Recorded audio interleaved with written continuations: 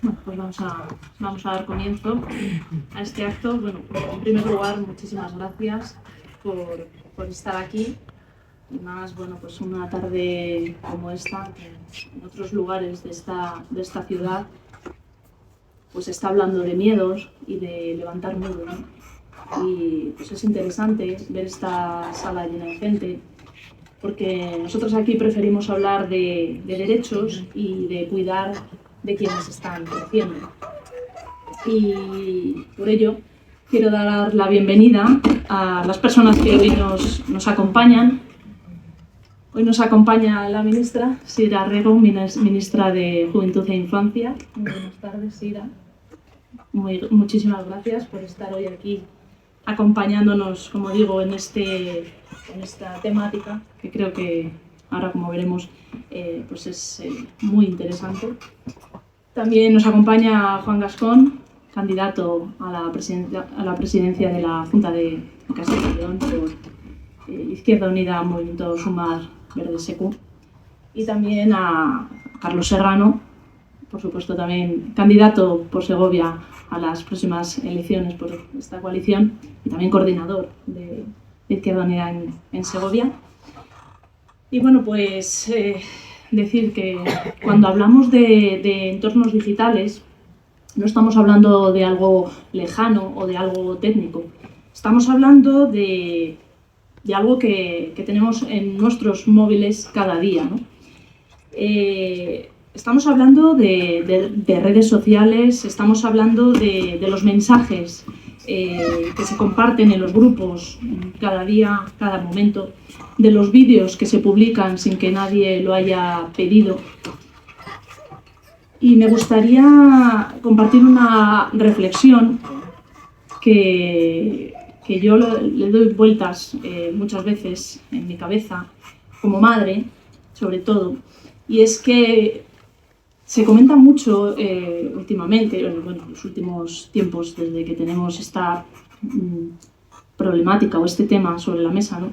Y es que se dice mucho, eso en mis tiempos no pasaba, a mí mis padres no me hubieran dejado tener móvil, antes era todo más fácil. Claro, antes era todo más fácil, pero no era comparable, ¿no?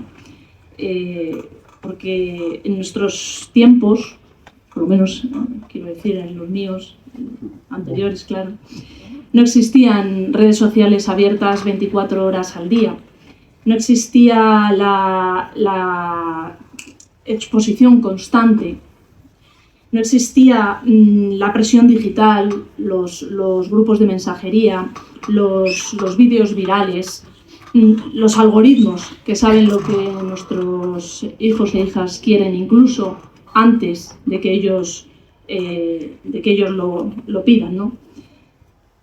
Es decir, que la realidad a la que nos enfrentamos hoy como padres y como madres pues es completamente diferente a aquellos tiempos, ¿no? Y claro, muchas veces nos sentimos desbordados y claro, no es que no queramos educar, sino que nadie nos ha enseñado a educar o a gestionar algo que no existía cuando nosotros crecimos y que desde luego se escapa de nuestras manos, ¿no?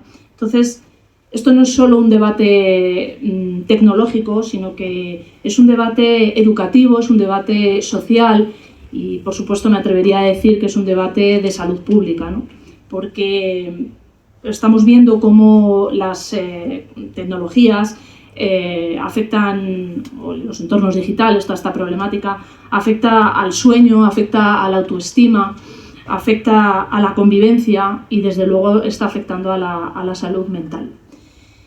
Y me gustaría también hacer una reflexión desde mi experiencia profesional como abogada de familia, y es que yo trabajo día a día con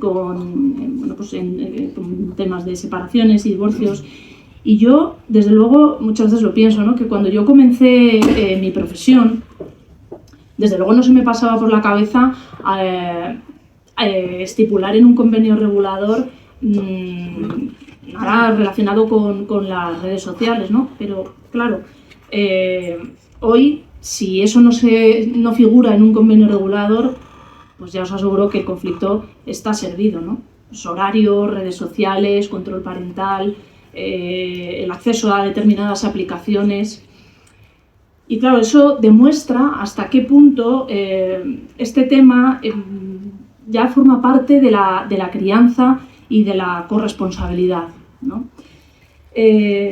No estamos ante una moda pasajera, estamos ante un cambio estructural en la forma de crecer, y por eso es tan importante acompañar a las familias, que exista un marco legal que proteja y que marque límites claros, porque sin duda eso es lo que facilitará nuestra labor como padres y como madres.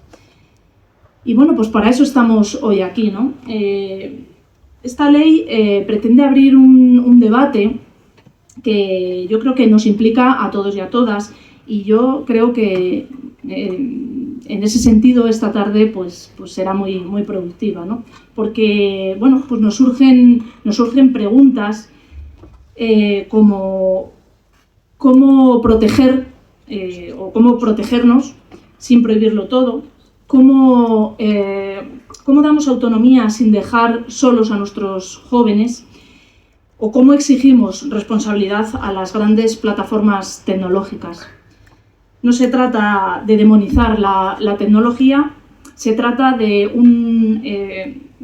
que el avance digital no vaya por delante de los derechos.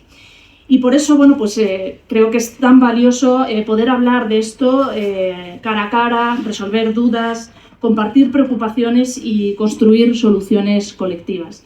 Y bueno, pues por eso doy las gracias hoy a las personas que nos acompañan para abrir este debate que pues pretendemos que sea un intercambio de opiniones, y que pues que se trata de poner en el centro algo que debería ser obvio, ¿no? Que es que el bienestar de nuestros niños, de nuestras niñas y de los adolescentes esté por encima de cualquier algoritmo.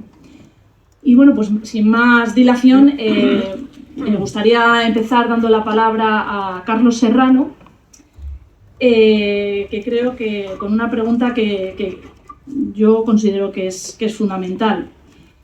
Sí, decir que Carlos nos dará unas pinceladas, que en cualquier momento podéis levantar la mano y que pretendemos que sea un debate, pues que lo mejor de esta tarde es que se pretende pues compartir experiencias, plantear dudas y pues al final que nos vayamos hoy de aquí pues con una idea más clara y con una sensación más optimista de lo que hoy en día pues está ocurriendo con los entornos digitales, ¿no? Y yo sí le quería preguntar a Carlos, en relación con lo que comentaba anteriormente, cómo exigimos responsabilidad a las grandes plataformas tecnológicas y qué nos puede contar acerca de eso. Muy buena pregunta, la verdad. Antes de responder, quería primero saludaros a todas y a todos, dar las gracias a Sira y a Juan por venir, porque, como sabéis, este evento lo teníamos planteado para hace un par de meses, o un mes y medio o algo así, y tuvimos que cancelar este evento por una cuestión dramática y muy política, que era por el asalto a la Flotilla de la Libertad. Y me acuerdo que estuve hablando con Sira y los dos tuvimos claro que no podíamos estar hablando de otra cosa que de Palestina, de Gaza y del problema que había surgido con el asalto a la libertad, y fue un placer. Y bueno, pues quería compartirlo hoy con vosotras y con vosotros, que me parecía imprescindible, aunque sea cancelar un evento tan importante como este, pero que hay cosas que son fundamentales y nosotros, que somos gente política, tenemos que estar donde nos toca. En cuanto a cómo pedir responsabilidad a las grandes corporaciones, bueno, yo creo que lo primero hay que partir, que parece una obviedad, pero no muchas veces nos damos cuenta de que la tecnología digital no es neutra, no lo es. No es un lienzo en blanco, no es una herramienta aséptica, que depende de cómo la uses, si la usas bien, puede tener muy buenas causas, o si la usas mal puede tener muy malas consecuencias. Evidentemente el uso que una persona le da es crucial, pero no solo ocurre con esto. La digitalización está llevada a cabo, está construida por empresas privadas de una forma muy determinada y con unos objetivos muy concretos que tienen que ver con los intereses de estas empresas, de estas grandes empresas.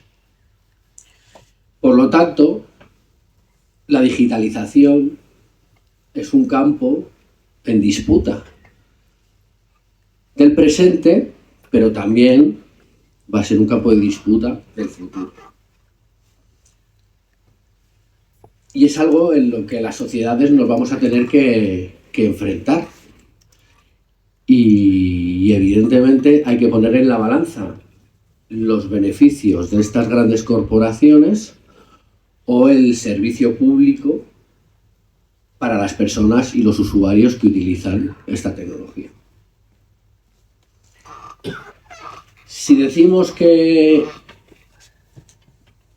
la digitalización forma parte y está construida por unas grandes empresas que quieren dar una serie de servicios a costa de obtener unos beneficios, quiere decir que lo que aportan tanto las redes sociales como las plataformas digitales y también las aplicaciones tienen un interés comercial. Es decir, cuando nosotros entramos en las redes sociales, esas redes sociales no están hechas, su objetivo principal no está hecho para la sociabilización de las personas y de los usuarios que ahí están interactuando. Ese es algo que está ahí, pero no solo y exclusivamente. Realmente lo que están buscando es una rentabilidad para esas grandes empresas. Por lo tanto, los algoritmos que utilizan para esa sociabilización no son neutros tampoco, ni son aleatorios. Marcan tendencias comerciales y alguna cosa más. Pueden marcar tendencias ideológicas, pueden marcar tendencias de consumo y pueden marcar tendencias políticas. Entonces, al final, lo que nos encontramos es frente a una infraestructura que tiene un poder y que puede influir en la toma de decisiones de los usuarios que están navegando en esas plataformas digitales. Por lo tanto, la administración pública y las sociedades tienen que hacer un contrapeso para poder pedir explicaciones a esas grandes corporaciones, que era lo que tú me preguntabas. Y yo creo que en este sentido las administraciones públicas tienen una obligación clara y por eso yo agradezco mucho el trabajo que durante muchos meses lleva haciendo el Ministerio de Juventud y de Infancia, con Sira a la cabeza, para poner un poco de orden en todo este entramado, a pesar de que evidentemente nos enfrentamos a grandes poderes enormes, pero es evidente que si el espacio público físico está regido por una serie de normas de convivencia, el espacio público digital tiene que estar regido por una serie de normas y tiene que tener espacios de sociabilización en los que nos encontremos cómodos y que no solo sirvan para esa rentabilidad económica. En ese sentido, creo que la forma de hacer contrapeso a esos intereses privados es que la administración pública tenga cada vez más peso en la digitalización y que cada vez haya más herramientas de la ciudadanía para articular democráticamente la actividad dentro de las redes sociales y de la digitalización. Hay muchas herramientas, pero bueno, creo que el objetivo principal es eso, poner en la balanza qué es lo que queremos en el mundo que se nos abre, que ya está aquí, pero que se abre en el futuro, en la digitalización. La digitalización no va a ir para atrás. Que solo esté regido por los intereses de las grandes empresas y que haya una mayor, como dicen algunos autores, mayor autoritarismo en lo político y mayor mercantilismo o mercantilización en lo económico, o al revés, que esa digitalización pueda posibilitar que los seres humanos estemos más conectados y haya unas relaciones sociales más abiertas y fluidas y democráticas. Yo creo que esa es la apuesta que tienen que tener las administraciones públicas y creo que es lo que tenemos que defender desde espacios como, por ejemplo, Izquierda Unida o nuestra candidatura. Muchas gracias, Carlos. No sé si hay algo que quiera comentar.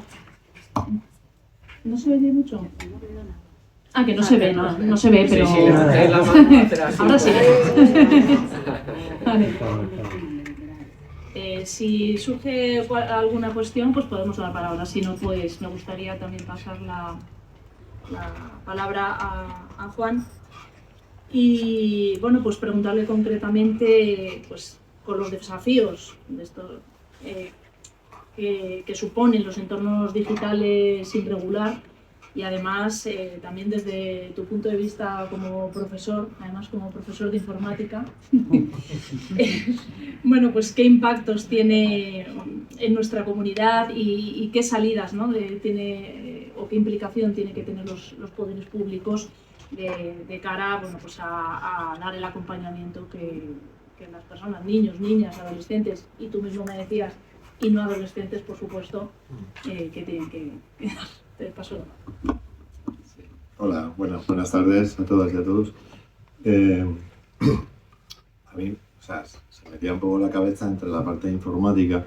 Yo no sé si todos sabemos lo que es un algoritmo, ¿no? Quiero decir que doy clases por la mañana, pero bueno, por la tarde no me importa en este caso, repetirlo, porque en realidad no deja de ser un programa que dice aquello que para lo que tú le programas. Quiero decir que en realidad hablamos de algoritmia como si fuera algo que está ahí flotando, y en realidad yo pongo el ejemplo siempre con mis chavales de hay un ejemplo de ingeniería inversa que utilizaba un poco también la psicología. Hace 4 o 5 años, luego se documentó, hay algunas de estas historias que están documentadas, de un joven, ¿no? que le decía a la IA si le podía dar una lista de todos los sitios web donde se podían descargar películas, ¿no? Y entonces la IA le decía, no, porque está prohibido la descarga de películas, ¿no?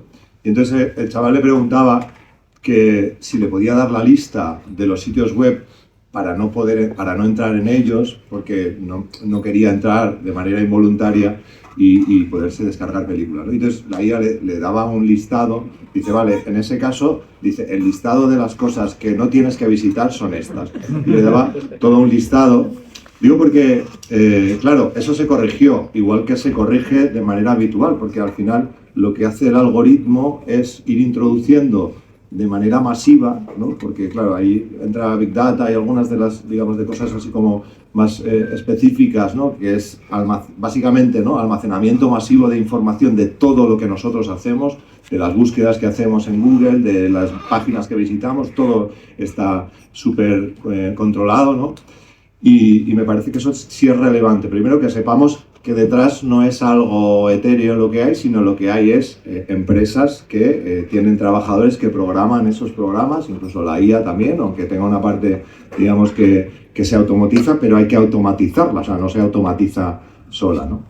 Me parece que hay como una cosa que también es relevante, ¿no? En este proceso de digitalización en el que también planteamos ciertas dudas, ¿no? Yo también las planteo, ¿no? Nosotros en algunos de los pueblos, en Segovia creo que también, pero en Salamanca y en algunos sitios donde no hay cobertura móvil, se ha planteado ¿no? A través del Gobierno de España, ¿no? A través de las distintas comisiones, que se haga el despliegue, ¿no? Para que los pueblos pueda haber también cobertura móvil. Y eso creo recordar, lo iba a mirar, pero digo no, porque queda mal sacar el móvil, pero creo que era del 2006 la promesa del Partido Popular de que todos los pueblos tuvieran cobertura, ¿no?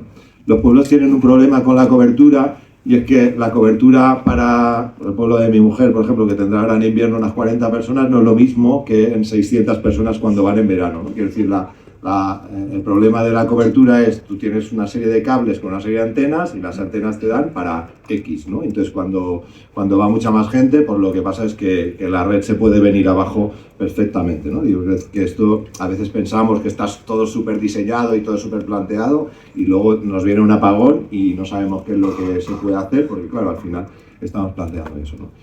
Y luego hay otra cosa que también me parece relevante, me has preguntado unas cosas y estoy por otras, pero me parece relevante, que es, tenemos que desdigitalizar cosas, ¿no? Os voy a poner un ejemplo. Yo doy clase de informática, ¿no? Y entonces, el curso pasado estuve discutiendo con mi directora, porque Jorge Richman venía a presentar un libro sobre la historia del movimiento ecologista y venía por la tarde y yo le decía que, como venía por la mañana con el tren, que podíamos aprovechar y que a los chavales de informática les dieran la clase. Pues ella era como dar una clase sobre desdigitalizar a los de... Digo, pero sí, a los chavales ya se les está diciendo desdigitalizar, porque nosotros en clase no les dejamos utilizar el móvil. O sea, salvo que sea, claro, en algunos casos, pues si tienes que programar algo para el móvil, pues a lo mejor, pero lo que hacemos es básicamente virtualizarlo, o sea, con herramientas que te permiten hacer la virtualización del móvil. Pero cuando tú le dices a alguien que no utilice el móvil durante un determinado evento, eso también es desdigitalizar, ¿no? Porque al final la historia está pensada, ¿no? Que esto es una de las cosas que es relevante. O sea, está todo pensado y diseñado para que nosotros estemos totalmente pendientes del móvil todo el rato, todo el tiempo. Y yo, es verdad que, o sea, que hablamos de infancia y juventud, pero insisto mucho en la gente mayor y tal, porque no estamos educados en eso, ¿no? Y el otro día, no sé con quién hablaba y me decía, dice, joder, que así con el secretario de la UCC, le dice, me vi metiendo en Facebook y dice, y había pasado 2 horas y no había hecho nada, que es como te metes ahí en esa dinámica y sin saber salir, ¿no? Y sin ver cómo somos capaces de hacerlo, ¿no? ¿Por qué la izquierda en esto? Pues es muy fácil. Porque al final detrás de esto está esto que se llama GAFA, ¿no? Que es Google, Amazon, Facebook, Apple y Microsoft, que no es que digamos que hay una... O sea, es que el 80% de todas las herramientas que utilizamos directa e indirectamente están en manos de estas 5 empresas, que casualmente son neutras políticamente, pero todas estaban con Trump cuando Trump fue nombrado presidente, y además se han utilizado para que Trump ganara las elecciones del 16, y esto también está documentado, ¿no? Como Facebook, digamos, trucó, ¿no? Porque hay un poder muy grande detrás de todo esto, ¿no? Y porque yo creo que antes éramos mucho más conscientes, ¿no? Que las grandes oligopolios, ¿no? Que los grandes poderes económicos eran los que eran, y ahora yo creo que esto ha pasado como que es algo neutro, y en realidad no es algo neutro, ¿no? Sino que es algo que hay que ver cómo somos capaces de formarnos en eso para utilizarlo lo mejor posible. O sea, yo creo que ahí sí es verdad que, claro, o sea, yo tengo un proxy en casa, mi hija que es menor tiene pero yo no sé si todos los padres y todas las madres tienen esa posibilidad de decir, bueno, pues voy a... claro, es que si no, una cosa muy tonta, pero para entrar a ver porno solo tienes que decir que eres mayor de 18 años, aunque no les tengas, ¿no? Quiero decir que hay herramientas tan tontas. Pero es que luego Policía y Guardia Civil, cuando necesita algo, lo que hace es mandar un requerimiento a estas empresas, o sea, que no tiene acceso directo. Y muchas veces, en algunas de las jornadas de seguridad que nosotros participamos, dice Policía y Guardia Civil que tampoco las empresas se toman eso súper en serio. Digo, cuando son delitos muy gordos, sí, pero cuando son cosas como que tenemos mucho trabajo, ¿no? Entonces, claro, o sea, el planteamiento es cómo desde Castilla y León, ¿no? Que es muy complicado, porque lo que hacía el Partido Popular de Castilla y León, no sé si lo sabéis, pero era firmar con Microsoft pues un contrato de exclusividad de 5 años. Se iba desde Juan Vicente Herrera ya, quiero decir, yo tengo Microsoft porque como soy profesor de secundaria, pues tenemos 1 tera en la nube y ahí puedes almacenar todo lo que tú quieras, pero el correo lo controla Google, o sea, toda la información de todo lo que gestiona la Junta de Castilla y León en el ámbito de la educación, pero también en el ámbito de la sanidad y en todos los ámbitos, es información que controlan una de estas 5 grandes empresas, en este caso, bueno, da igual Google que Microsoft, quiere decir que las herramientas se llaman distinto, pero en realidad son las mismas dinámicas, ¿no? Y luego hay otra cosa que también me parece relevante, que es, ahora podemos sacar el móvil y pedir una cita en el SACIR. Antes tenías que ir al centro de salud o llamar por teléfono, pero ¿funcionaba mejor antes o funciona mejor ahora? ¿No? Quiero decir que al final hay muchas de las cosas que no dependen de la tecnología, que lo pueden facilitar, pero en realidad como detrás no haya lo que tendría que haber, la facilitación es mínima, no facilitan nada, porque en realidad ahora, pues cuando pides la cita te dan para dentro de 2 semanas, y antes cuando la pedías ibas al centro de salud al día siguiente o a los 2 días como mucho. Por cierto, que ha dicho el Partido Popular que sí, que en 48 horas tendremos cita de atención primaria después de 38 años de gobierno. Ahora sí que lo van a realizar, ¿no? Y luego hay otra cosa que no es nuestra, pero que también es nuestra un poquito, ¿no? Porque tuvimos una reunión con UNICEF y con otras organizaciones, con Amnistía y tal, que dice que damos... o sea, que los fondos de cooperación al desarrollo de la Junta de Castilla y León están en un 0,02%, creo recordar que nos decía, ¿no? Y el otro día como que no tuvo la suficiente relevancia, o a lo mejor que también nosotros desde la izquierda ponemos más relevancia en determinadas cosas. Hubo un accidente en una mina del Congo, en Rubaya, me lo ha apuntado, que no controla el gobierno de Ruanda, sino que hay un movimiento que se llama M23, que es el 23 de marzo, que es el que lo gestiona. Esto es el 3 de febrero, ¿no? Primero se hablaba de 200 muertos y luego se pasó a hablar de 400 muertos. La mina era de colta, ¿vale? Digo porque esto es verdad que nosotros son unas elecciones autonómicas, pero en realidad hay una parte de lo internacional que para nosotros también es relevante. La guerra de Ucrania, con Trump diciendo las tierras raras para mí, porque la mayoría de las tierras raras están en la zona de Asia, donde son muy relevantes, ¿no? para todo el tema de la tecnología. Y luego hay otro ámbito que también para nosotros es relevante, que es ecología. O sea, al final todo esto depende de minerales, depende de la tierra, y un uso masivo de esto pues genera pues, como los problemas que tienen en Aragón, porque los grandes centros de datos funcionan 24 horas y consumen gran cantidad de energía y gran cantidad de agua. Y entonces, todo esto que estoy diciendo, es que claro, yo todas las búsquedas que voy haciendo, todo eso no se almacena de una persona, se almacena de los 50 o 60 o 70 millones de dispositivos móviles, pero también cuando lo haces con él, o sea, se guarda toda la información absolutamente, porque luego lo que se hace con esa información es filtrar para ver, ¿este ha hablado de zapatos? Pues anuncios de zapatos. O sea, que en realidad lo que se hace detrás es un modelo de negocio. Nosotros creíamos que la tecnología era séptica y en realidad detrás de la tecnología hay un modelo de negocio, ¿no? Y creo que eso sí que sería relevante que hubiera un debate, ¿no? Yo sí planteo un debate sobre por qué la Junta de Castilla y León tiene que ceder a empresas extranjeras en vez de tener su propio personal funcionario que pueda desarrollar esas herramientas y que tenga el acceso a esos datos, pero de una manera restringida y haciendo que esos datos no se difundan en empresas, ¿no? Que es verdad que luego no los difunden, pero los utilizan para hacer negocio, ¿no? Bueno, perdona que me he extendido un poco, pero es un tema que me... Muy bien. Todas las aportaciones son... Bueno, no sé si se escucha. Sí, no. Mejor no lo toco. Vale, y bueno, pues también soy turno de Sira y me gustaría preguntarle muchas cosas, ¿no? Pero vamos a centrarnos porque si no... cómo protegemos sin prohibirlo todo y cómo damos autonomía sin dejar a nuestros jóvenes. Sí, bueno, en primer lugar, muchísimas gracias por invitarme a participar en este acto. La verdad es que es un placer, tenía muchísimas ganas. Y agradecer además que abramos un debate que yo creo que es un debate que necesitamos tener en casi cada municipio, cada barrio, cada lugar habitado de nuestro país, porque coincido con mis compañeros y compañera que me han precedido, es un debate que nos atraviesa al conjunto de la sociedad y desde mi punto de vista, quizá con la crisis ecosocial, si me permitís que haga esta pincelada sin más, no voy a detenerme en ello, pero son como los dos grandes desafíos que de época que vienen de alguna manera a atravesarnos a las personas que vivimos en este momento en el planeta, ¿no? Porque al final estamos hablando de una crisis que nos atraviesa como sociedades, la crisis ecosocial, y como límite del planeta, por un lado, con tensiones sociales, de relaciones de trabajo, de tensiones geopolíticas, de cuestiones vinculadas también a los propios sistemas productivos y a todas las coordenadas de relaciones del mundo del trabajo, pero también estamos hablando del desafío de este tema en concreto, porque cambia muchísimos paradigmas a muchos niveles.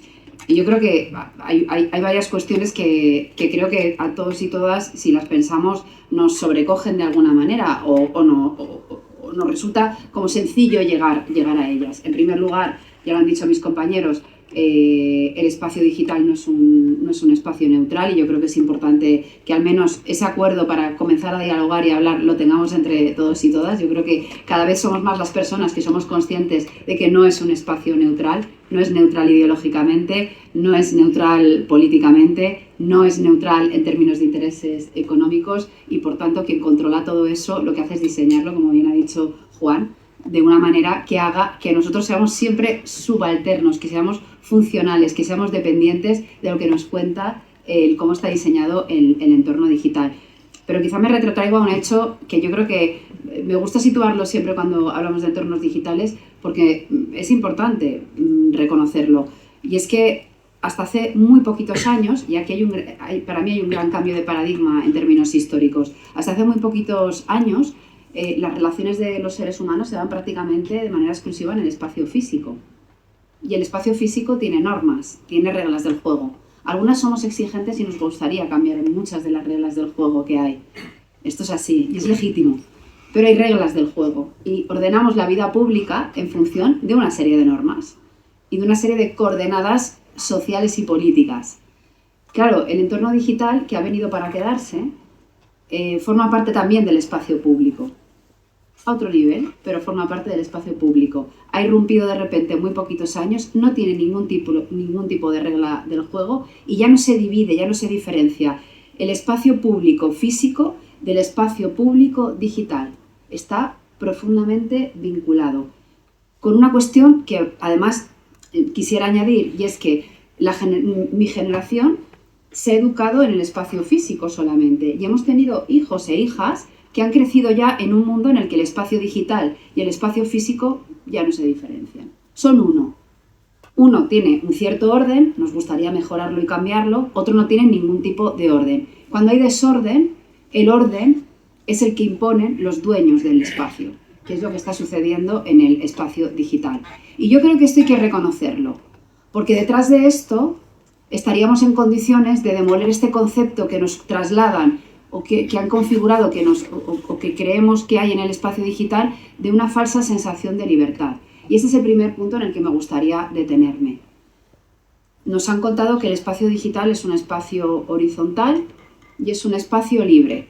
Pero yo creo que en la medida en la que hay, como decía Juan, muy poquitos propietarios que controlan el espacio digital y que no hay plazas públicas donde juntarnos en el espacio digital, porque prácticamente no las hay, porque no hay prácticamente redes sociales públicas, porque no hay prácticamente lugares de encuentro en los que haya una regulación pública que realmente sea determinante, pues entonces estamos en manos de 3 o 4 caudillos digitales que deciden cómo son las reglas del juego y que no son libres.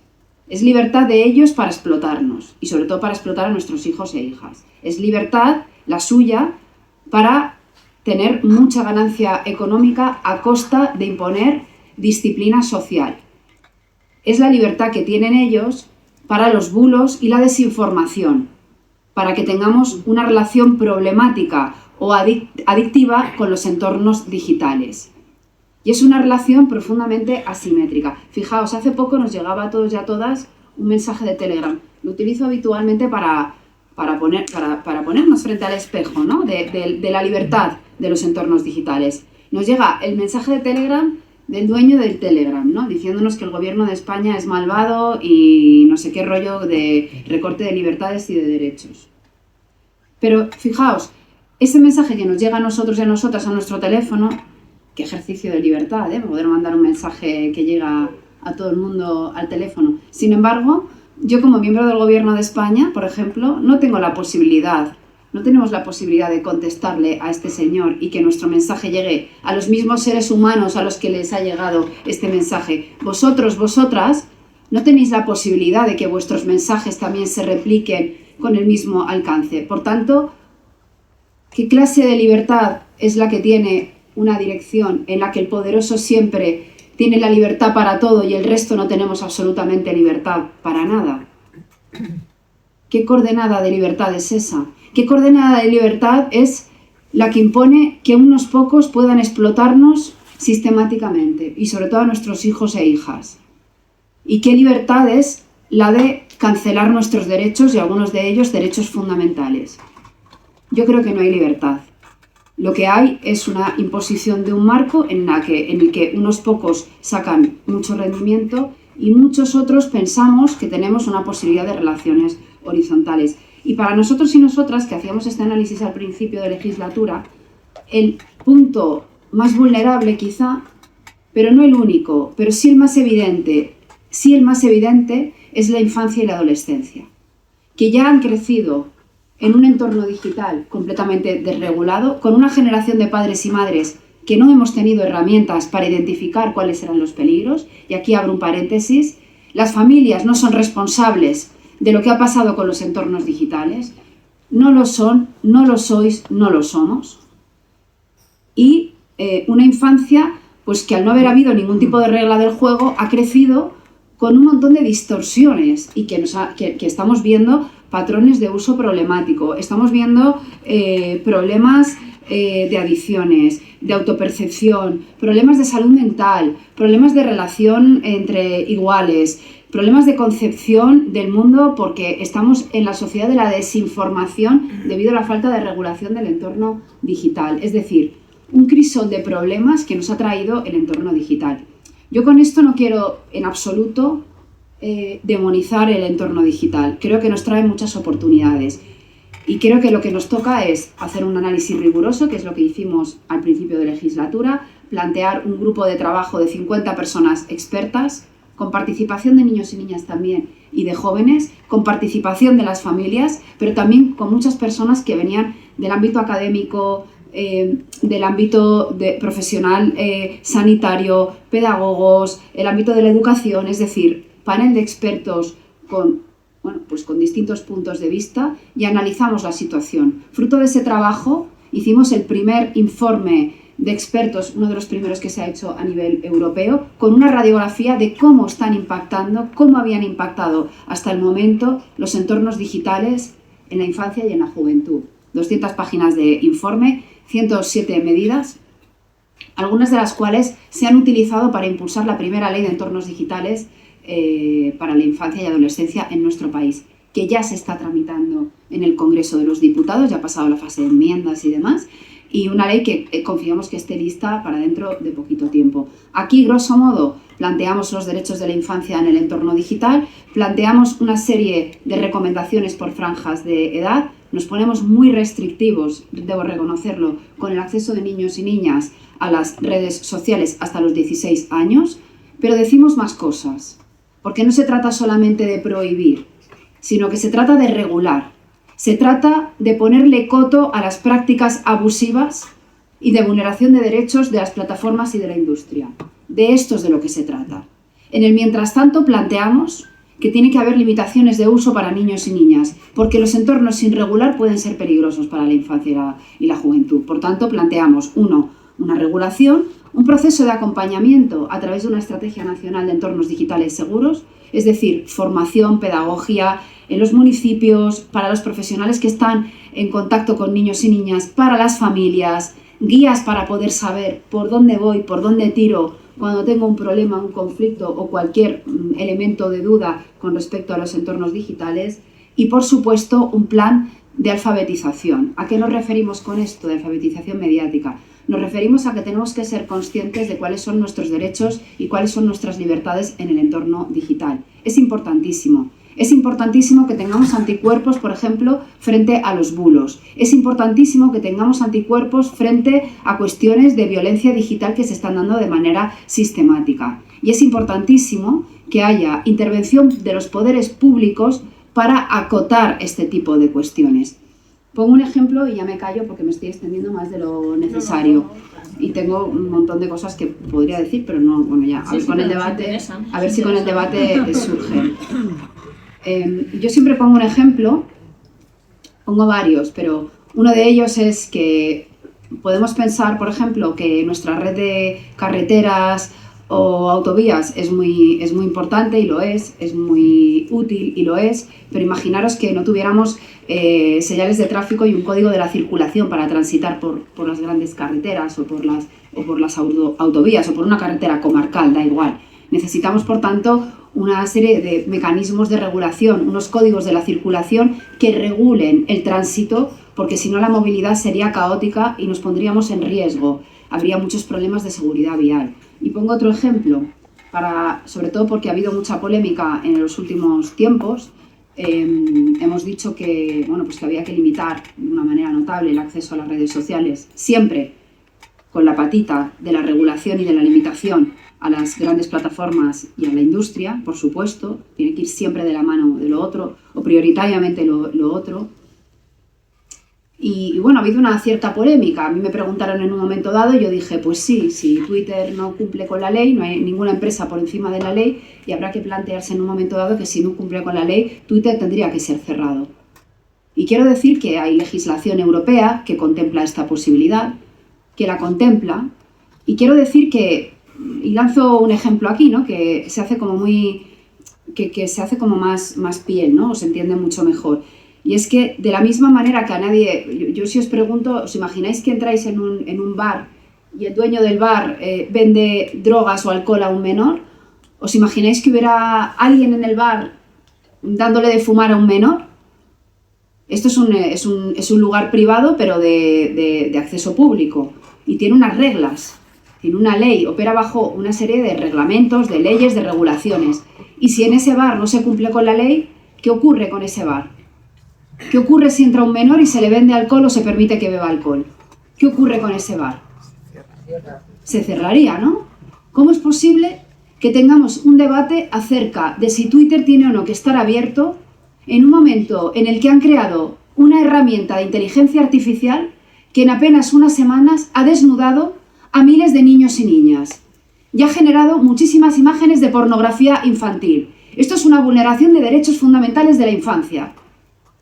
¿Cómo puede haber duda de lo que hay que hacer con Twitter si Twitter no cumple con la ley? A mí, de verdad, no se me ocurre que haya ningún tipo de dudas. Ninguna empresa por encima de la ley. Ninguna empresa por encima de los derechos de nuestros hijos e hijas. Ninguna empresa que vulnere sistemáticamente los derechos de ciudadanos y ciudadanas. Y mucho más de niños, niñas y adolescentes. Por tanto, ¿qué estamos haciendo? Regular. Garantizar la democracia y garantizar de manera explícita las libertades, porque la libertad no es la que tienen unos pocos de explotarnos a la mayoría.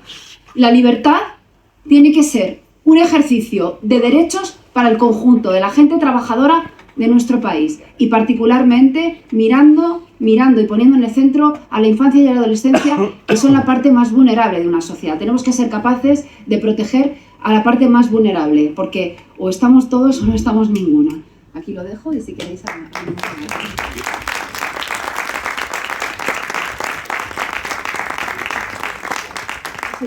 No sé si hay alguien que quiera comentar algo, que quiera intervenir.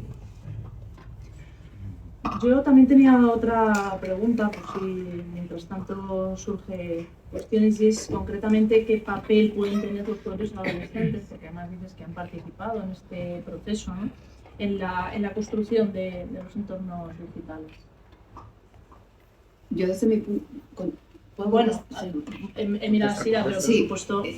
Nosotras, una de las cosas que para nosotras es clave a la hora de elaborar políticas públicas en general, decimos que no hacemos las políticas para los jóvenes y para la infancia, sino con ellos y ellas.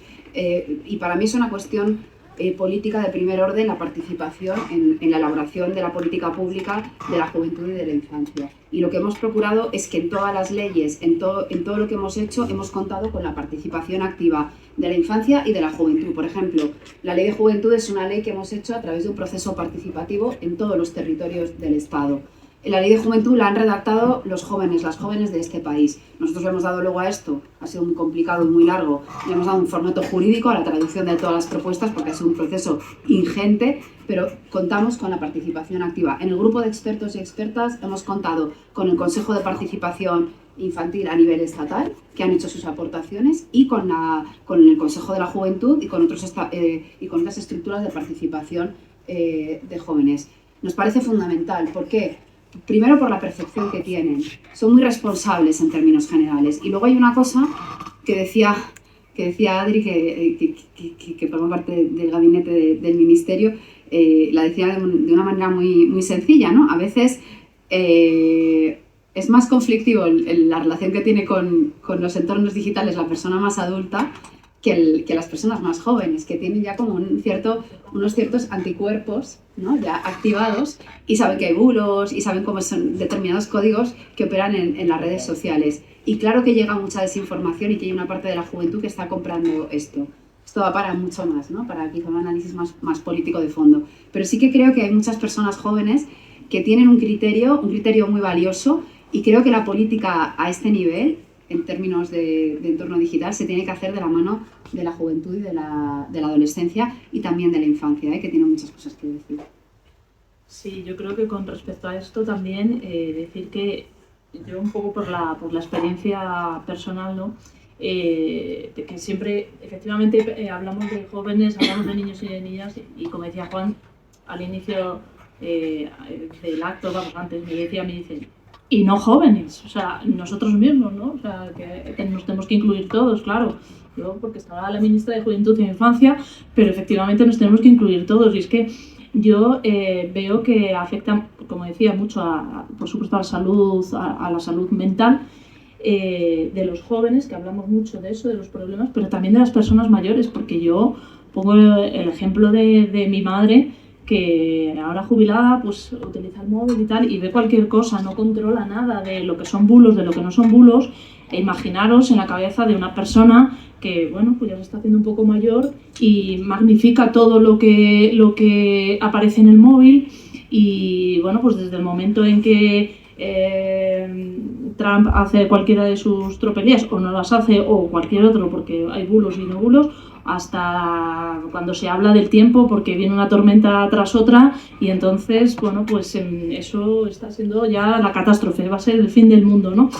Pero eso yo creo que es que viene ya del propio enganche, de la sobreinformación que tenemos, de estar todo el día pues, pegados al móvil, ¿no? Que eso principalmente bueno, pasa a los jóvenes, pero que también nos pasa a nosotros. Entonces, bueno, pues que yo creo que también eso es una cuestión que tenemos que plantearnos, ¿no? Que nos está afectando mucho a la salud, y que, bueno, pues que yo creo que los poderes públicos tienen que estar ahí, desde luego, para poner de su parte en todo esto. No sé si me podéis aportar algo más en este... Bueno, yo sí quería decir dos cositas, que sí hay un tema que es muy generacional. Mis padres, mi tía, viajan en tren porque mi hermano les compra el billete. O sea, ya no hay que ir a la ventanilla para coger el billete, pero alguien te lo tiene que comprar porque el proceso... yo recuerdo en Palencia había un guardia de seguridad en Hacienda que, claro, Hacienda tuvo la idea genial, ¿no?, de que tenías que hacer la reserva de manera telemática, ¿no? Yo creo que eso hay que darle una vuelta a planteamientos de ese estilo, porque en realidad lo que hacía el guardia de seguridad, en vez de dar seguridad a eso, era, dice, bueno, pues como no lo has pedido, te lo pido. Y hacía como de gestor prácticamente de la gente mayor que iba allí porque había tenido un problema por lo que fuera, y que claro, si no, es que no se apañaban para hacerlo, ¿no? Yo creo que ahí sí hay un tema. Es verdad que hablamos de juventud e infancia porque está la ministra de Juventud e Infancia, está Sira Rego, pero yo creo que hay que darle una vuelta también a todo esto, ¿no? El otro día bueno, en el grupo familiar, ¿no? Que no hablamos de política por otras historias y tal, pero es que llegan un montón de OACs, ¿vale? O de, digamos, de mensajes de estos del estilo, y yo puse uno en plan coña, digo, si te llega un mensaje, este es un vídeo de Santiago Abascal trabajando, no lo abras porque te coge y te roba la pensión, ¿no?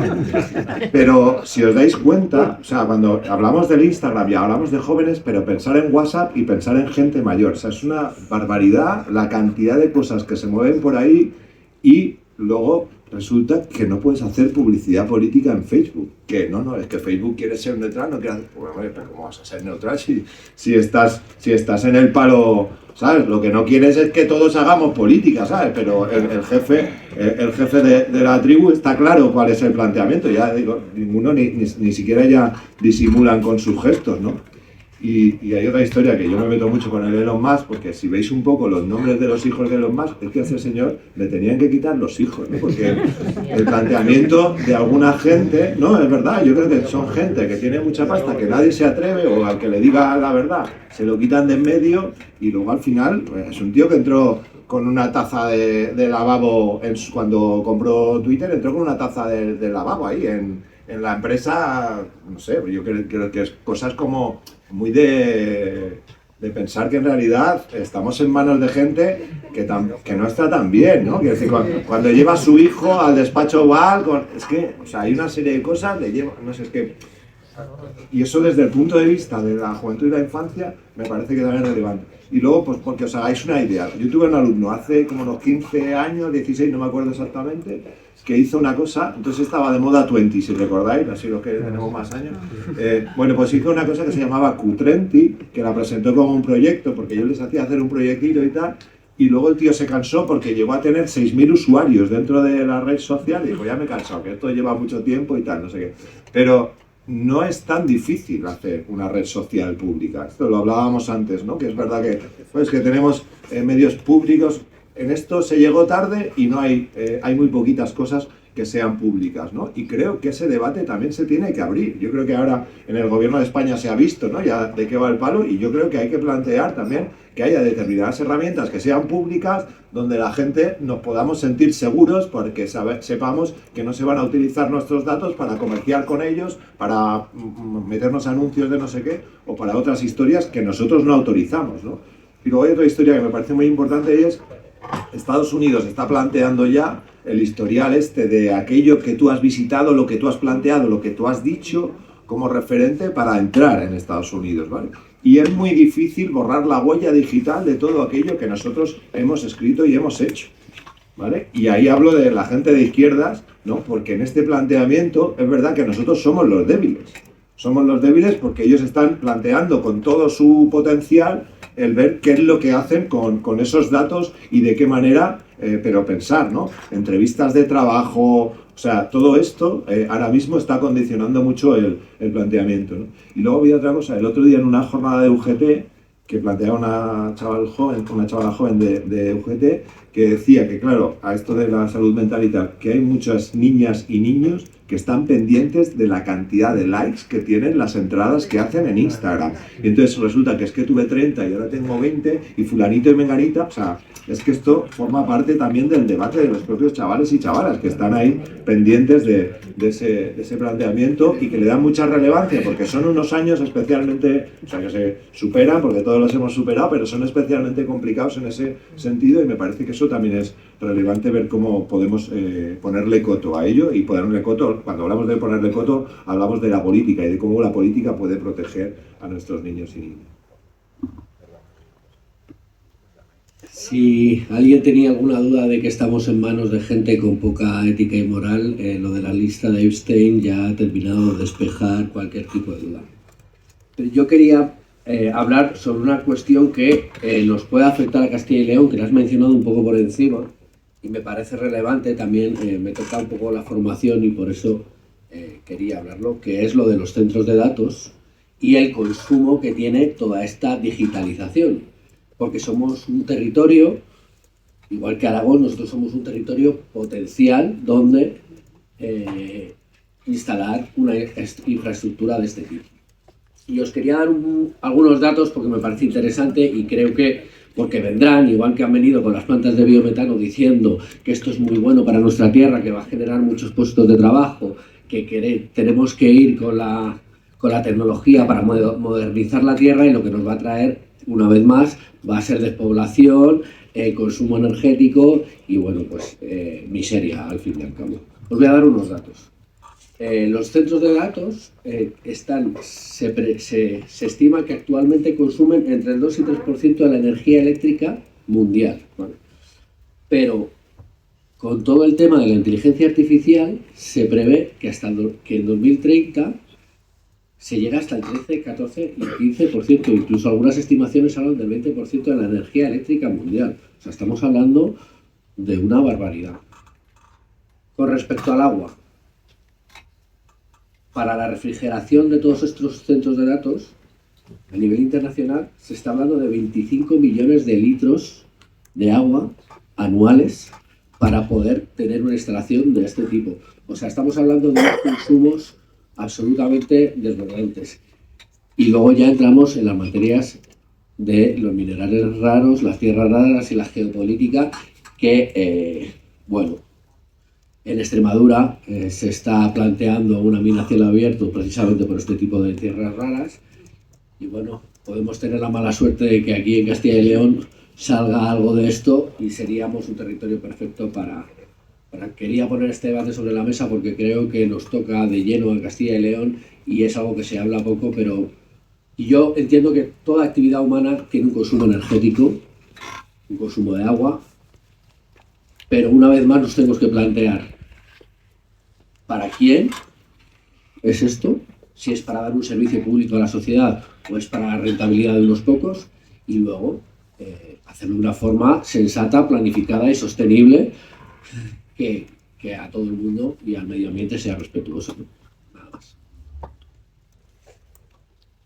No sé, no veo ninguna mano. Sí. Espera, que te digo lo que...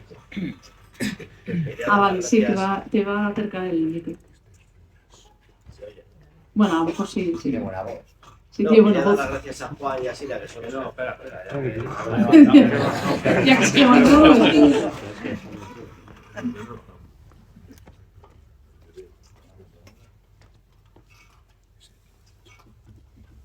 Hola, buenas. Te quería dar...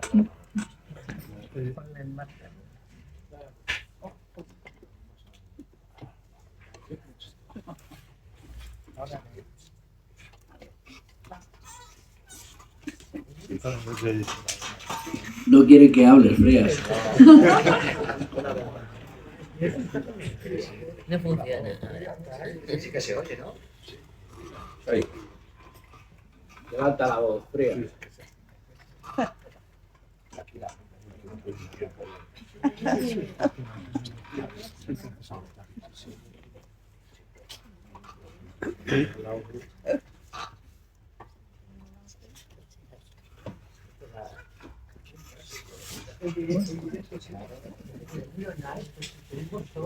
Venga.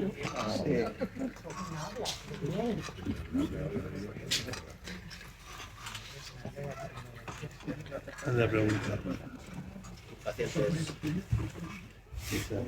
No, sí. Qué impacientes nos hace lo digital, no esperamos un segundo. Que es verdad, que nos hace bastante impacientes, ¿no? Bueno, daros las gracias sobre todo a Juan, que le quedan unos días de recorrer la mayor región de Castilla y León. Y bueno, mucho ánimo y paciencia. Y así era por intentar venir por segunda vez, ¿no? A mí me parece un tema fundamental que no estamos valorando, que no es un tema que da votos. Es un tema de... no porque sea nuestra ministra, pero que es un tema que no da votos. No están contentos ni los futuros votantes, que es un voto que necesitamos mucho, ni los padres de los votantes. Yo lo veo en mi trabajo a los fines de semana, que los padres necesitan el móvil para dar de comer a los niños. Es un tema bastante grave, los padres están enfadados. Ya empiezan a ser malos los que son incapaces de dar de comer al niño sin el móvil.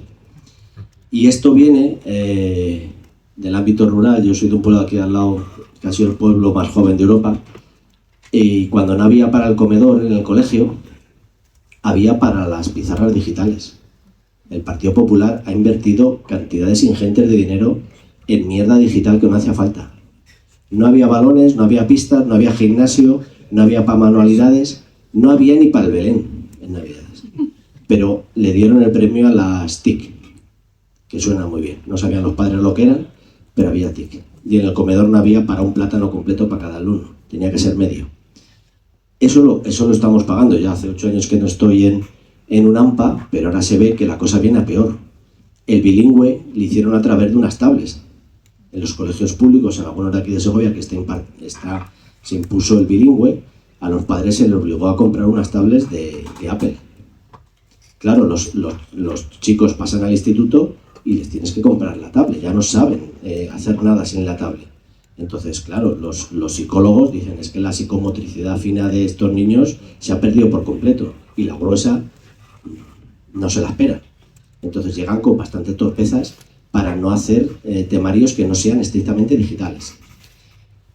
Algunos, yo los he sobrevivido, que te he enseñado unas fotos y soy superviviente, no todos los padres, pero la pandemia lo remató, porque la pandemia impuso y se nos regaló lo digital prácticamente.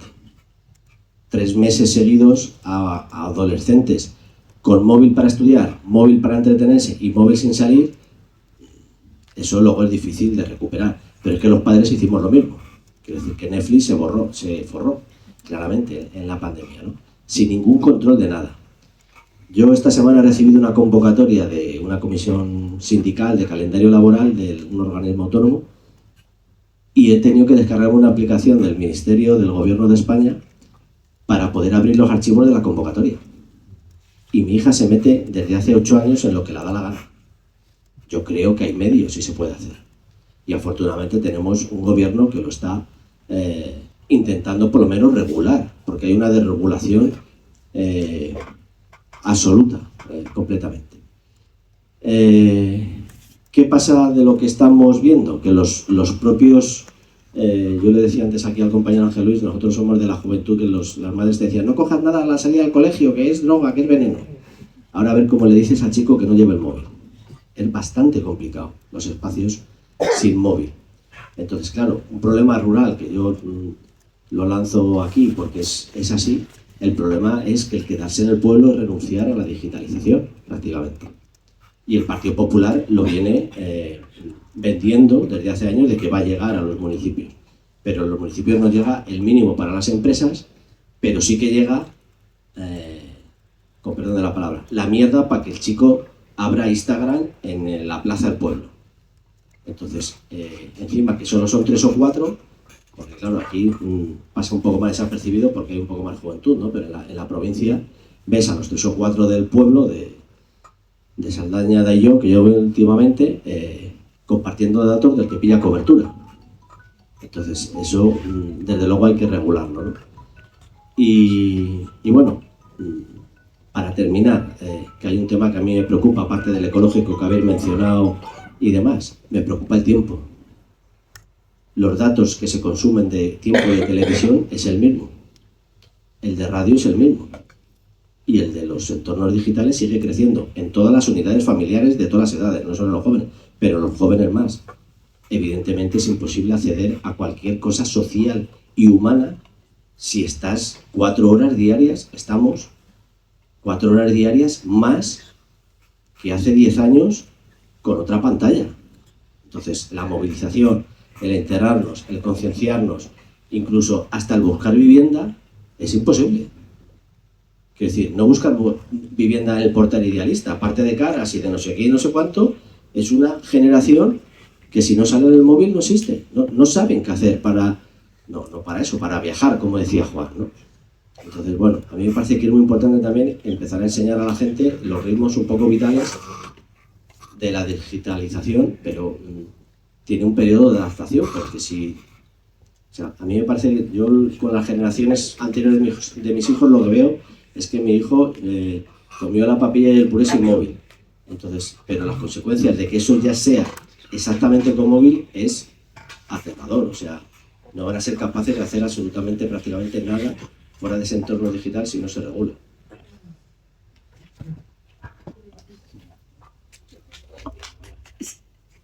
Yo creo que una de las cosas que nos dejó la pandemia o que agudizó, si acaso, porque ya estaba, pero la agudizó, es que nos dejó después una epidemia de soledad no deseada.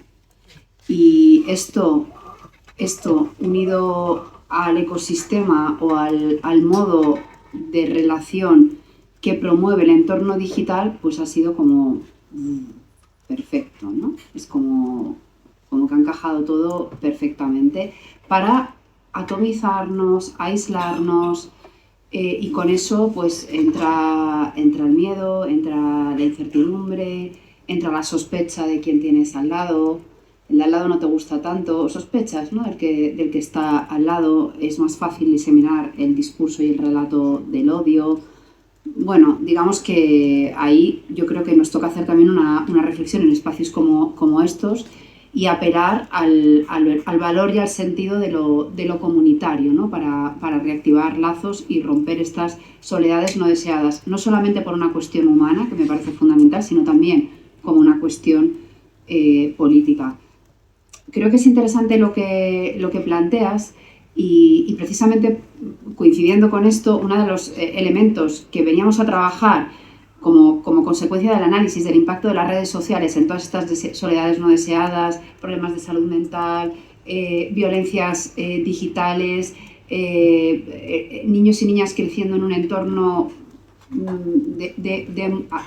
que reciben desinformación, violencias, aislamiento, es decir, todo este panel de cosas.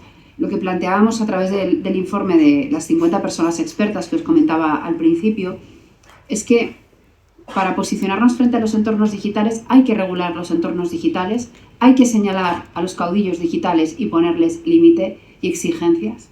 Hay que generar espacios públicos, plazas públicas en el espacio digital. Hay que reconocer que el espacio digital nos da muchas oportunidades y se trata de que llegue a todos los lugares, porque es dar oportunidades cuando está regulado y es seguro y garantiza nuestras libertades. Pero tenemos que ser capaces de hablar también de cómo ordenamos la vida en el espacio físico. Porque si no, las alternativas que damos no son todas. Y claro, nosotras planteamos que las ciudades no son ciudades y las ciudades, los municipios, los barrios, no son ciudades hechas con una perspectiva de infancia, por ejemplo. No lo son. Normalmente son hostiles. No hay espacio para la infancia. No hay derecho de la infancia a la ciudad. Y esto es un problema. Somos una sociedad muy adultocéntrica.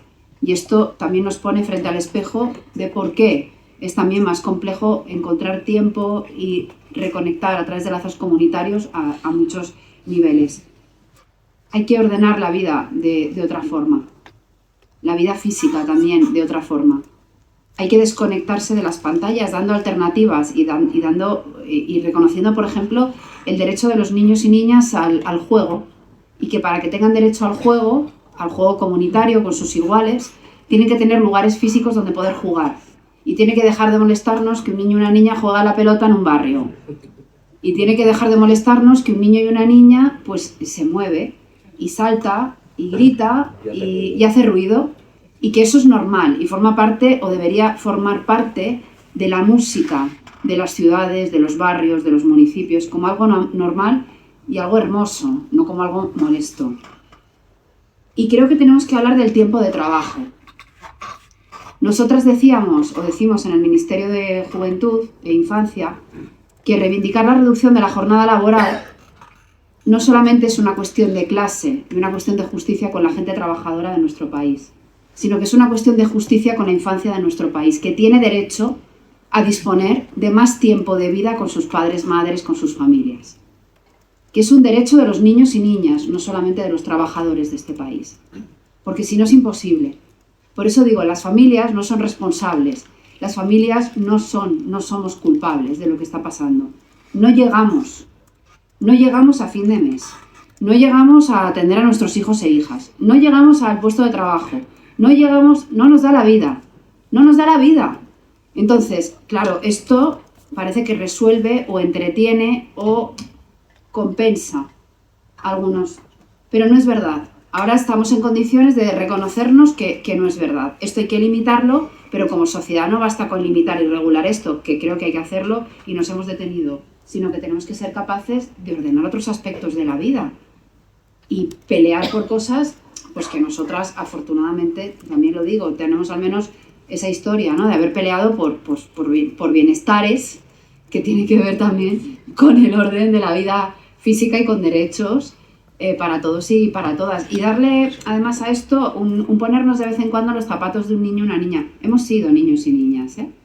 Y tirar un poco de nuestra propia historia, nuestras propias biografías, para pensarnos en qué cosas nos hubieran gustado o nos gustarían cuando fuimos niños y niñas, ¿no? Y ordenar la política desde ahí a veces es súper útil y nos da evidencias como, ¿no? Como derecho a la ciudad, como os decía, tiempo de vida, relanzar o reactivar lazos comunitarios, espacios para la vida, para las relaciones, ¿no? Para el encuentro, plazas públicas en lo digital y en lo físico.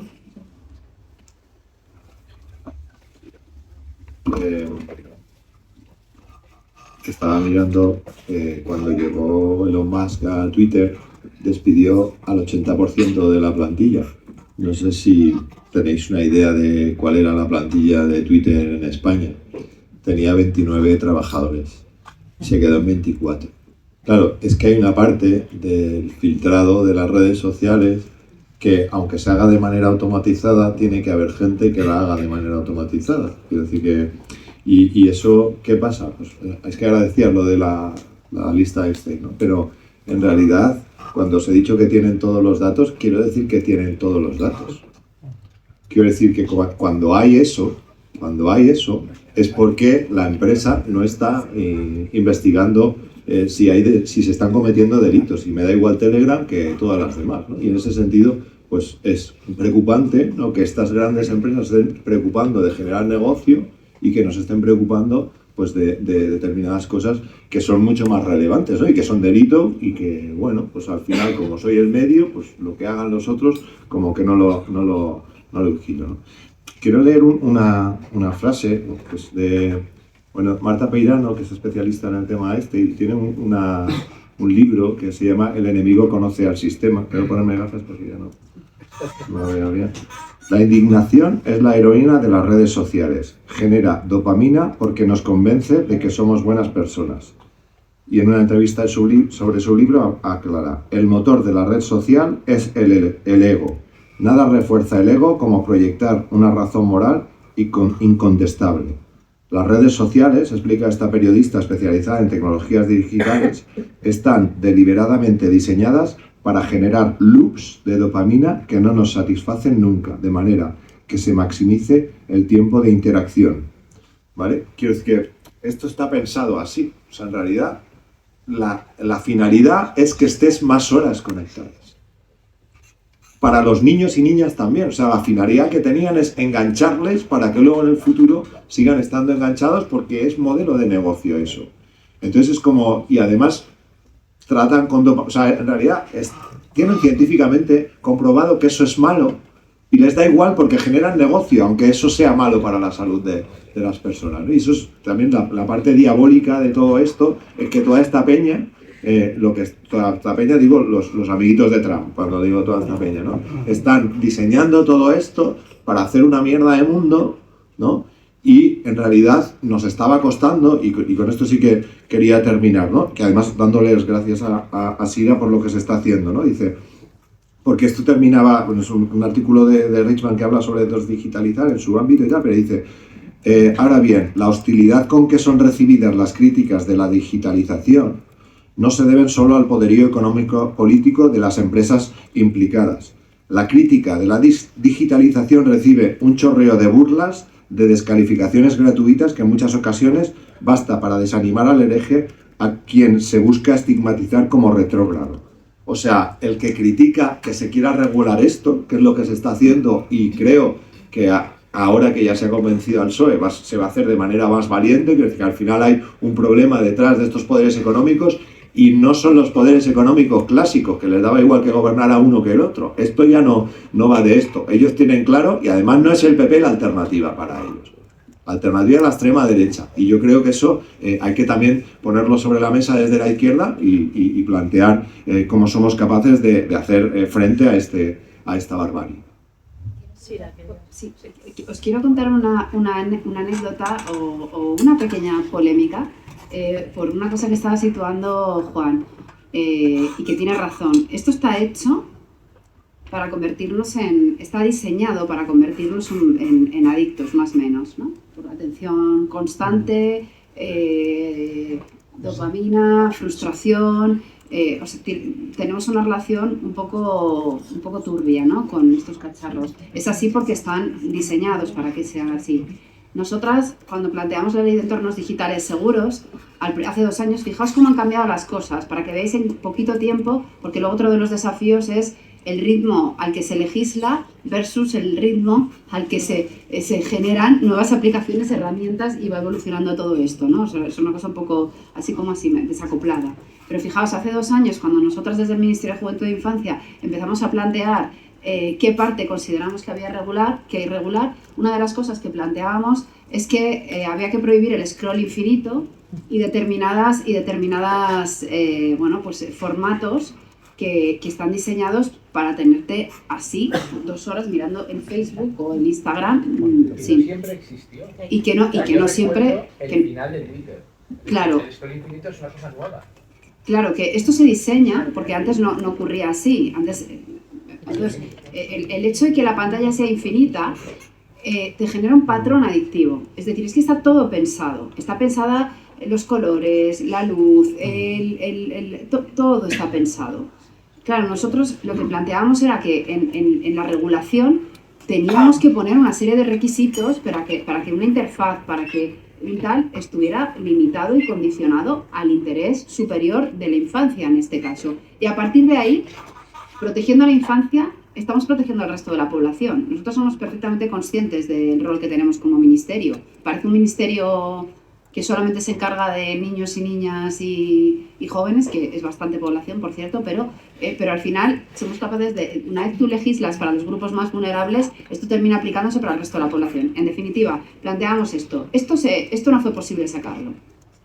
No llegamos, digamos que en el proceso de negociación dentro del gobierno no se veía, no había acuerdo con respecto a esto. Esto se aparcó. Sin embargo, ahora los compañeros y compañeras de gobierno del resto, es decir, de la otra fuerza de gobierno, consideran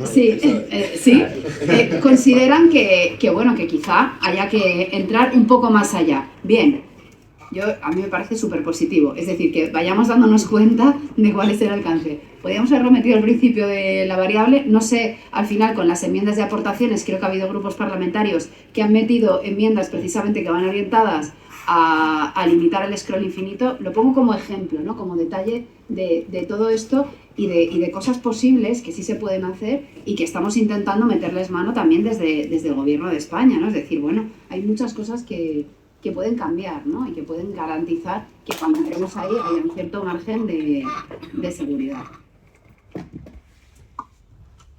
No sé si hay... Sí, aquí. Y luego hay... ¿Cómo consigues? Hola, buenas tardes y muchas gracias. ¿Cómo consigues desdigitalizar a esos padres que todos estamos viendo en cualquier restaurante, que los niños no tienen un cuento o unas pinturas? Yo he llegado a felicitar a una familia que estaban pintando los niños. Se dirían, ¿este señor a qué me viene a mí aquí? ¿A darme la comida? No, yo me acerqué y dije, enhorabuena. Se quedaron, no les dije que aproveche, le dije enhorabuena. Y dices, es que ves a todos los padres, a los niños en los cochecitos, que van los niños con el cuello, pues eso, que es que van a tener una malformación física. Pues no, lo más fácil es que el niño vaya atontado con el móvil. Eso, ¿cómo lo regulas? Imposible. Y otra cosa, ¿cómo consigues que los entornos digitales pasen a ser entornos sociales? Por ejemplo, yo lo he comentado muchas veces, ¿por qué los colegios los fines de semana están cerrados y las pistas polideportivas no están abiertas? Es decir, nosotros, aquí en Segovia, en su día, nos teníamos que saltar la valla para jugar, para hacer deporte, cuando no había las instalaciones que ahora hay pocas, pero bueno, entonces había menos. Entonces, ¿cómo regularon eso? En vez de abrir la puerta, para que no hubiera un peligro de que nos quedáramos clavados como un pincho moruno, digo, Colegio Colmenares, pues pusieron una barra horizontal para que no nos quedáramos ahí ensartados. Pero no abrieron la puerta. Entonces, eso sigue existiendo y se lo hemos planteado alguna vez a a nuestro querido alcalde, a nuestros queridos concejales.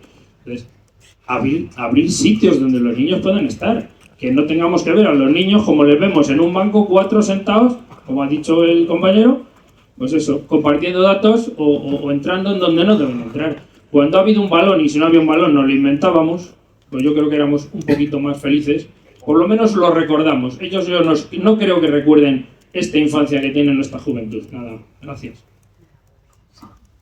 Aquí voy a hacer un guiño, porque cuando nosotros hemos gobernado en esta ciudad, nuestro concejal ahí presente pues hizo bastantes actividades para la juventud. Lo siento, Ángel, que no te puedo hacer eso. Bastantes actividades, o sea, sí que se pueden hacer cuestiones. Y de hecho, bueno, yo tengo unos sobrinos pequeños y eran usuarios de las actividades que se hacían en la Casa de la Lectura, y yo creo que eso, bueno, pues merece la pena. Yo también era una de las personas que se saltaba, en mi caso era la valla de la Neja para poder jugar al fútbol. O sea que yo soy algo más joven que tú, unos cuantos años más tarde todavía seguíamos en las mismas dinámicas, pero yo creo que bueno, pues se puede hacer de otra manera, y de hecho pues se ha hecho de otra manera gracias a cuando gobierna la izquierda, ¿no? Es un poco lo que comentábamos antes, ¿no? Que plantear el derecho de la infancia a la ciudad es que haya parques, es que haya zonas deportivas, es decir, para dar alternativas, es que puedan jugar a la pelota en el espacio público o a lo que les dé la gana, es que haya programas municipales. Cuando hablamos de programas comunitarios, ¿a qué nos referimos? Pues programas orientados a 1000 actividades para la infancia que hay puede haber en el espacio físico, ¿no? Es decir, música, pintura, yo qué sé, teatro, actividades en familia. Hay un montón de opciones para desarrollar tejido, espacio comunitario, relaciones entre iguales fuera de la esfera digital. Y yo creo que no es imposible el tema de regular y de tener una relación sana y con derechos y con libertades en el entorno digital. Yo creo que nos da muchas oportunidades, pero yo insisto en la idea del control público, de la democratización y de crear espacios públicos digital, plaza pública digital, redes sociales públicas que permitan que tú llegues con seguridad, espacios digitales que puedan ser usados por adolescentes con seguridad y con derechos. Y sobre todo necesitamos, y ahí vuelvo a insistir en la idea de la estrategia nacional, un despliegue que acompañe a las familias, mucha pedagogía, mucha formación. Y yo creo que está habiendo progresivamente un cambio, es decir, hay muchas familias que no saben el perjuicio que tiene para los niños y niñas, fíjate, el entorno digital, pero voy más allá. Otra ley en la que estamos trabajando es la ley que llamamos del sharenting. No sé si sabéis qué es este asunto del sharenting. Es esta exposición de fotografías de niños, a veces con fines comerciales, monetizados en las redes sociales. Pero es que incluso para las familias, hay muchas familias que suben las fotos de sus hijos a las redes sociales y no saben, es decir, no tenemos información hasta hace poco del peligro que tiene esto y luego del derecho que supone para un menor que su imagen esté compartida sin su consentimiento, que eso también es una cuestión de derechos. Es que estamos ante un paradigma nuevo y hay que ver cuáles son todos los desafíos que se abren, todas las variables que se abren, regularlas, porque hay que regularlas, pero luego también como sociedad tenemos que educarnos y aprender, ¿no? Por eso no basta solamente, yo estoy de acuerdo contigo, no basta solamente con regular el entorno digital, hay que dar alternativas a muchos niveles, hay que hacer programas de acompañamiento pedagógicos con las familias. Yo sí que creo que es posible, ¿eh? Porque, ojo, con una idea peligrosa, ya me callo, una idea peligrosa. Nos han hecho creer que no se le puede poner puertas al campo, dicen. Sin embargo, por desgracia, la concentración de la propiedad privada nos ha enseñado que sí se le puede poner puertas al campo. Claro. Los mismos que ponen puertas al campo. Claro. Esto es alucinante, ¿no? Sí puedo concentrar la tierra y no le puedo poner puertas al campo. Bueno, en fin. ¿No? Es decir, yo creo que sí se puede regular el espacio digital porque es espacio público. Sí se puede regular. Que no nos hagan creer que esta máxima es una verdad absoluta, porque todos perdemos. Y no estamos dispuestas a perder, también lo digo. No estamos dispuestas a perder. Hola. Bueno, es una muy pequeña reflexión. Creo que supongo que todos estaremos de acuerdo en que tenemos derecho a una desconexión digital del trabajo y creo que nuestros adolescentes y nuestros niños deberían de tener también ese derecho a la desconexión, que con estas cosas podemos regularlas y creo que nos iría bastante bien con todo esto. Vamos, que creo que es fácil hacer como ese pequeño salto de, pues, ¿estás de acuerdo en que puedes dejar de trabajar a la hora que se ha acabado tu horario de trabajo, ¿no? Pues los chavales también. Totalmente de acuerdo. Otra cosa es que ellos quieran esa desconexión. Pero vamos. Ya, claro, era un poco también como, bueno, a ver, estamos también nosotros. Estás metiendo en un jardín. Cristina. Sí. Bueno, quería plantear el tema de la IA, me parece preocupante y creo que están haciendo lo mismo que ha dicho Frías de las tablets. O sea, ahora todo el mundo tiene que hacer un curso de la IA porque es una cosa súper moderna y súper guay y tenemos que hacer todo con la IA. Cuando me parece que para nada es un avance en muchas cosas porque, por ejemplo, la gente está dejando de redactar y al final no vamos a saber escribir, no vamos a saber pensar. Buscas algo en la IA y te engaña y no te dice no tengo el dato. No, te da una respuesta y es mentira. Y a lo mejor a mí me ha pasado que le he dicho no es correcto y pone tienes razón. Sí. Entonces, ¿por qué? Buena observación. A lo que voy es, ¿por qué tenemos que obligatoriamente ser tan modernas? Ahora en Castilla y León han puesto el autobús gratuito y resulta que están instalando unos cacharros en cada parada, que es un cacharro así muy alto, que no sé cuánto costará, pero es que hay pueblos donde han puesto el cacharro y hay un autobús al día.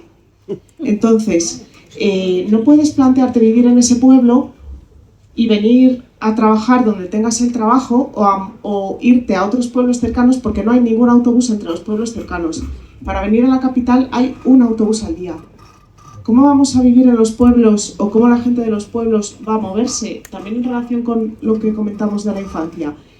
Resulta que en este tipo de pueblos todo el mundo tiene coche. ¡Qué guay! Pero es que una cría de 12 años a lo mejor quiere quedar con sus amigas y sus amigos en donde tiene el colegio, que es en el otro pueblo, y no puede ir por su cuenta, siempre tiene que estar dependiendo de que la lleve alguien. Entonces no tiene libertad, a lo mejor se queda aislada socialmente porque no la quieren llevar, no la pueden llevar. Sí, es en relación con lo que comentaba Silvia, que yo creo que es súper importante.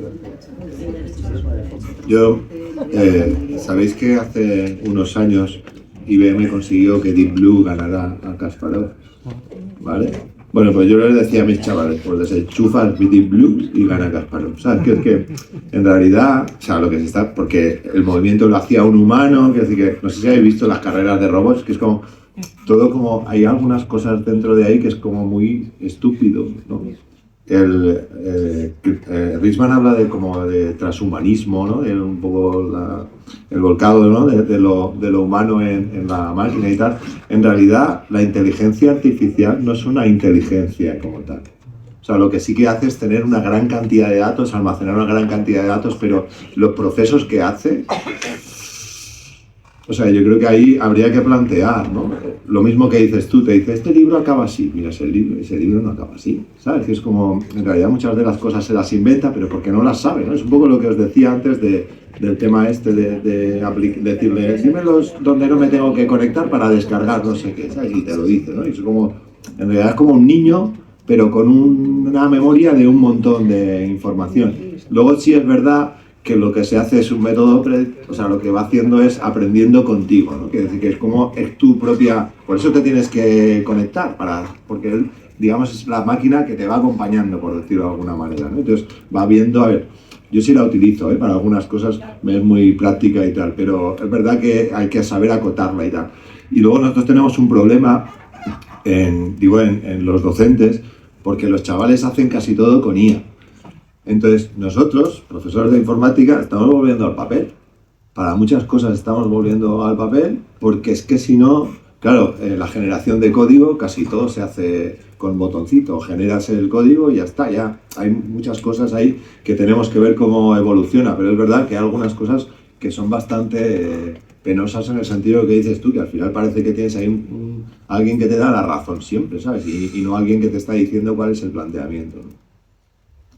Bueno, además es que eso ocurre, yo creo que nos ocurre en todos los ámbitos, porque a mí como abogada me han venido al despacho a decirme lo que tengo que hacer, entonces yo de quedarme diciendo, yo no sé si viene a que le dé mi consejo, a decirme lo que le ha dicho la IA y para comprobar si está bien y que yo le diga si está bien sigue para adelante, porque yo me he quedado ojiplática de decir, me expone el caso y yo decir, sí, bueno, pues hay que hacer esto, lo otro, no sé qué, hay que presentar un recurso, no sé qué, no. Hay que presentar una demanda ante el Tribunal Supremo, no sé qué, no. Dice, hombre, y me dice, hombre, digo, bueno, yo te digo, tú has venido a mi despacho, yo te digo lo que hay, digo, si te convence más lo de la inteligencia artificial, que ya directamente se lo dije, digo, pues ya está. Yo te digo lo que como profesional y con mi carrera, con mis estudios, mi carrera de casi 20 años, pues te puedo decir. Pero vamos, si te fías más de lo que dice la inteligencia artificial, que efectivamente aprende de lo que le vamos nosotros metiendo, pues claro, casi siempre te va a dar la razón. Yo ya, claro, como ya vas aprendiendo esas cosas, pues la engañas un poco, ¿no? Y le haces creer que quieres escuchar una cosa para ver si te dice la verdad. O sea, es continuamente un juego con ella porque efectivamente, como dices, te da la razón. A mí me dice, buena observación. O dices, si te acabo de decir una cosa que no. O sea, pero es que hay que hacerlo para saber si te está diciendo la verdad. Pero bueno, esto daría ya para otro... ¿Y no creéis, es que a mí me parece apasionante el debate pero ¿no creéis que hay también, o sea, que es como un bebé viejo, la inteligencia artificial? Es decir, es como que ya hemos descubierto toda la humanidad que es una impostora. Y a mí me da la sensación de que todo el mundo sabe que la IA todo el rato te dice lo que quieres escuchar y que lo que te dice no es verdad, ¿no? Y tengo esa sensación porque conversas habitualmente con casi todos los seres humanos y hay una cosa de fascinación con respecto al hecho de que una máquina responda de manera casi infinita a cualquier pregunta, pero también hay una noción brutal con respecto a la idea de que lo normal es que te diga algo random que no se ajuste en absoluto ni a la realidad ni a nada, ¿no? Entonces, ahí hay como a mí me parece interesante lo que está pasando en términos de percepción de la utilidad de la IA. Me parece un problema con respecto a determinadas profesiones porque es verdad que hay una suplantación absoluta con la IA, pero a muchos otros niveles me parece que la humanidad está teniendo como una reacción de sospecha, ¿no? Sí. Y muy interesante. Y sí que lanzar una idea, ¿no? Y es que a pesar de esta cosa, del algoritmo, de las redes sociales, del control y disciplina social que se impone a través del control de los entornos digitales, a mí sí me parece interesante el hecho de que haya una fuerza humana que se esté revelando a todo esto y que diga que no a la barbarie, por ejemplo, ¿no? Es decir, a mí me parece súper interesante cómo, y me lo voy a llevar a la cuestión palestina, si me lo permitís, que creo que aquí las personas que estáis, pues, en fin, estáis donde estáis, ¿no?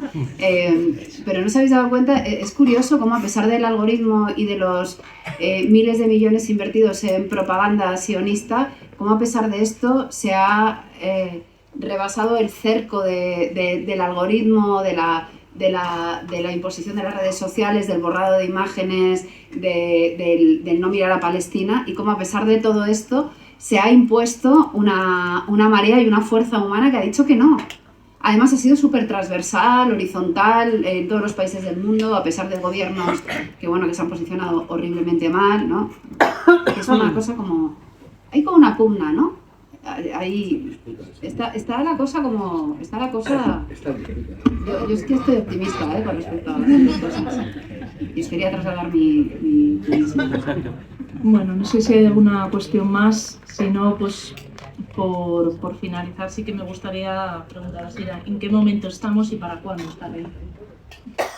Pues estamos, como os decía, en el momento de repensarlo todo en clave de un cambio fuerte, un cambio de paradigma, un cambio que ha venido para quedarse y que toca analizar y pactar entre todos y todas el cómo queremos, porque de la misma manera que no es neutral, la salida tampoco lo será. y la salida puede tener una salida que tenga una perspectiva de clase o no.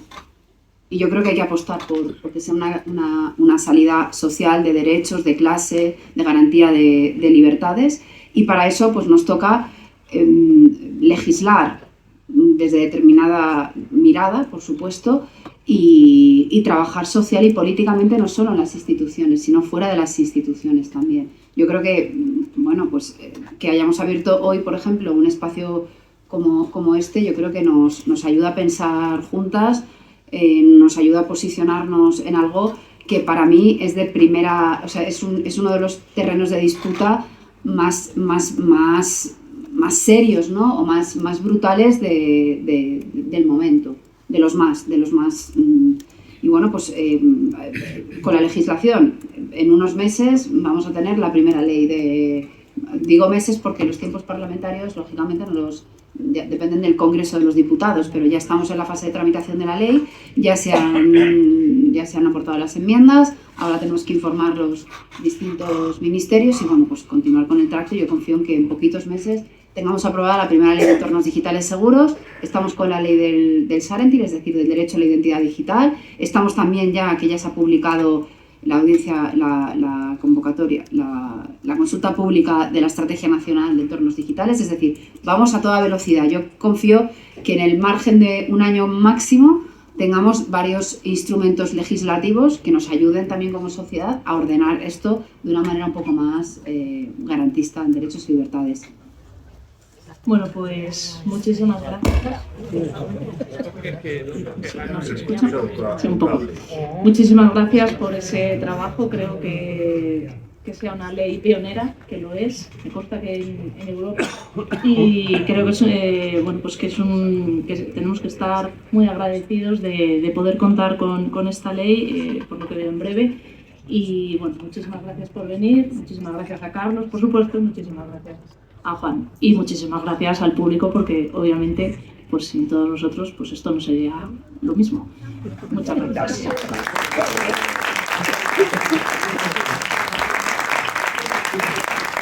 Gracias.